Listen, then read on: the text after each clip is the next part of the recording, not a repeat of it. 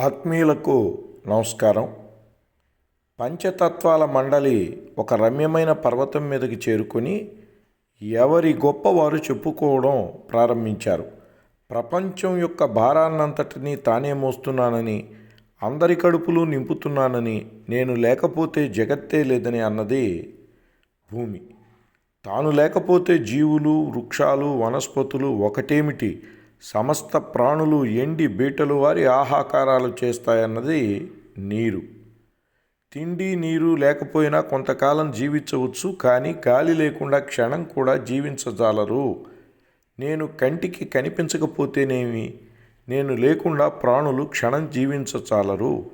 ఊపిరి ఆడక చనిపోతారన్నది గాలి. వేడి వెలుగు లేకుండా ఈ లోకంలో నిశ్శబ్దం శీతలత్వం తప్ప ఏముంటుంది? బ్రతుకులు అంధకార బంధురమైపోతాయి అన్నది నిప్పు. నలుగురు మాటలు వింటూ ఉన్నది, కానీ ఆకాశం ఏమీ మాట్లాడక చివరకు, మిత్రులారా, మనం కలిసి ఉండడం వల్లనే ఈ లోకం నడుస్తుంది.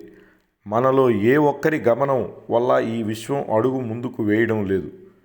అలాగే మనలో ఏ ఒక్కరు అలిగినా లోకం స్తంభించిపోతుంది. కాబట్టి గొప్పతనం మనలో ఏ ఒక్కరిది కాదు, కలిసి ఉండడం, సహకారంతో పనిచేయడంలోనే గొప్పదనం ఉన్నది అని పలికి వాస్తవాన్ని చెప్పి కళ్ళు తెరిపించింది. అంటే మిత్రులారా, కుటుంబమైన, సమాజమైన, నగరమైన, రాష్ట్రమైన, దేశమైన, ప్రపంచమైన భగవంతుడిచ్చినటువంటి శక్తిని, సామర్థ్యాన్ని సమాజం కోసం, సమాజం మేలు కోసం ఉపయోగించాలి. అదే మనం భగవంతుడికి చేసే సహాయం, సహకారం.